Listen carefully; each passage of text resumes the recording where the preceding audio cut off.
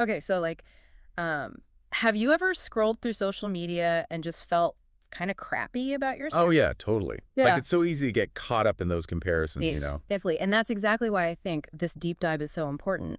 We're going to be talking about self-esteem. Which we could all use a little boost of sometimes, right? Seriously. So back on June 12th, we saw this awesome blog post from Lestallion with 50 self-esteem journal prompts. It's like a self-esteem boot camp. I love that 50. That's dedication. Right. And what I really appreciate is that they go beyond the surface level. I mean, yeah, write 3 nice things about yourself can be helpful, but these prompts are different. Totally. They seem designed to really make you dig deep into those beliefs that shaped your self-image. Okay, so instead of going through all 50, which would probably take us like a year, I thought we could focus on some of the key themes that stood out to me. I love that idea. Yeah. Like a self-esteem tapestry with all these different threads woven together. Ooh, I like that analogy. Okay, so thread number 1, celebrating your victories. Yes. Lestallion has prompts like, write about a time you felt truly proud of yourself. Or even, what seemingly small accomplishment are you proud of today? I love that they included the small wins. It's so easy to just brush those off like, oh yeah, did the dishes, big whoop. Right. But those little victories, they matter more than we think. I'm intrigued. Tell me more. Okay, so our brains have this annoying thing called a negativity bias. Negativity bias. Basically, we're wired to focus on the negative, like that one bad comment on an otherwise amazing post. Oh my gosh, yes. So when we take the time to celebrate those small wins, it's like rewiring our brains for positivity. Okay, I am all about rewiring my brain for positivity. But how does that actually boost our self-esteem? Think of it this way. Each time you acknowledge a win, big or small, you're depositing confidence into your self-esteem bank account. Ooh, I like that analogy. So maybe you didn't finish that huge project today, but you did organize your desk and answer those emails. Those are wins. Okay, so it's not about waiting for those massive achievements. It's about recognizing the daily wins that add up over time. Exactly. It's about shifting your internal dialogue from self-criticism to self-encouragement. Which, speaking of self-encouragement, brings us to our next thread, the power of positive experiences. Yes, this one is all about tapping into those feel-good memories. Give me an example. What kind of prompts fall into this category? Well, there's one that asks you to describe a time you felt completely at peace, Ooh, yeah. or a happy memory that always makes you smile, or even a compliment from a stranger that made your day. Oh, the compliment from a stranger one is so true. Like, it's amazing how a few kind words from someone you've never met can totally shift your mood. It's like this little burst of validation, you know? Totally. But is there a deeper reason why revisiting those positive memories is good for our self-esteem? Absolutely.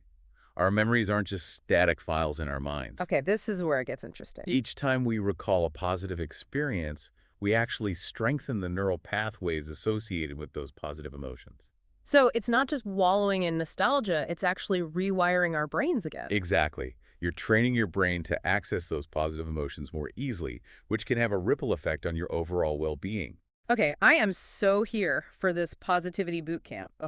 But how do we make these positive changes stick? Like, how do we turn them into lasting habits? That's a great question, and it's something Lestallion addresses in some of the other prompts. Well, don't leave me hanging. Tell me more. Okay, so we're training our brains to focus on the positive, both our wins and good memories. But Lestallion doesn't stop there, right? Right. There's more to this self-esteem tapestry. Lay it on me.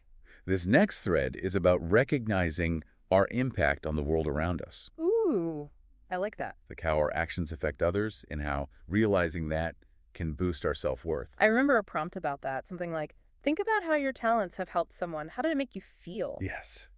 It's amazing how much our self-esteem can get a boost when we recognize that we're making a difference. It's like we're not just individuals, we're part of something bigger. Exactly. And our actions, they have ripple effects. Sometimes we don't even realize the impact we're having. Totally. Like even small things can make a big difference. Exactly. Like maybe you helped a coworker with a project, or just lend a listening ear to a friend. Those little acts of kindness, they matter. It's like those warm, fuzzy feelings you get from doing good deeds, but amplified because we're connecting it back to our own self-worth. Right. And sometimes we need that little reminder to focus on the good we're putting out into the world. Makes sense. Okay, so we've got celebrating victories, embracing positive experiences, and recognizing our impact. What's next? This next one is crucial. self-love. Ooh, boy, that's a big one. Right. It's about recognizing our own worth and treating ourselves with the same kindness and compassion that we hopefully offer to others.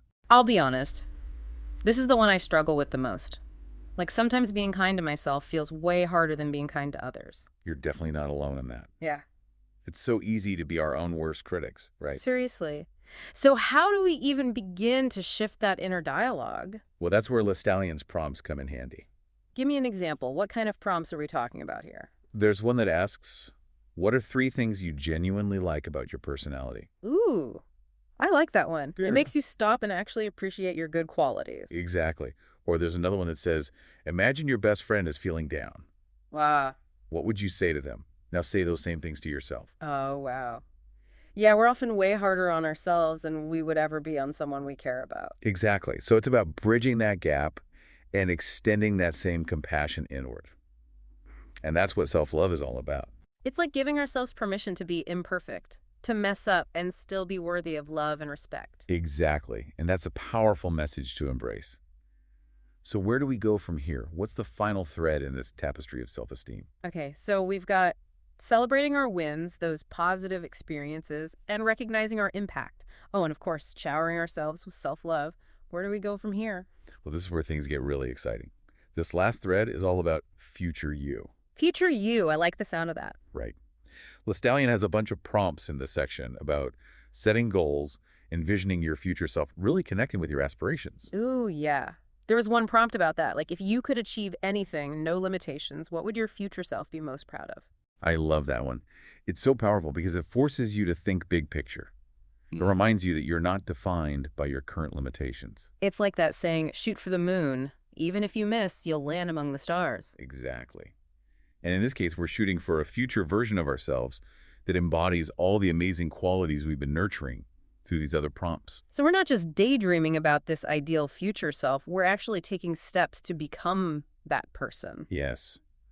And there's something so powerful about setting goals that are aligned with your values and passions. It's like those goals light a fire under you. They give you a sense of purpose and direction. Exactly. And every step you take toward that goal, no matter how small, reinforces your belief in yourself and your ability to create the future you want. I love that. So we've covered a lot of ground today. Celebrating victories, embracing the positive, recognizing our impact, practicing self-love, and envisioning our future selves. Feels like we've created this incredible roadmap for self-esteem. I like to think of it as a self-esteem toolkit. Yeah. You've got all these different tools at your disposal. Now it's about finding the ones that resonate with you and using them to build yourself up. And remember, it's a journey, not a destination. There will be days when you feel amazing and days when you're like, I'm back to square one. But the important thing is to keep showing up for yourself. Keep practicing those self-love habits and keep believing in your potential. Couldn't have said it better myself. So to our awesome listeners out there, we hope this deep dive has left you feeling inspired and empowered to tackle those self-esteem gremlins. And remember Lestallion's words, your future is as bright as your belief in yourself. Until next time, keep diving deep.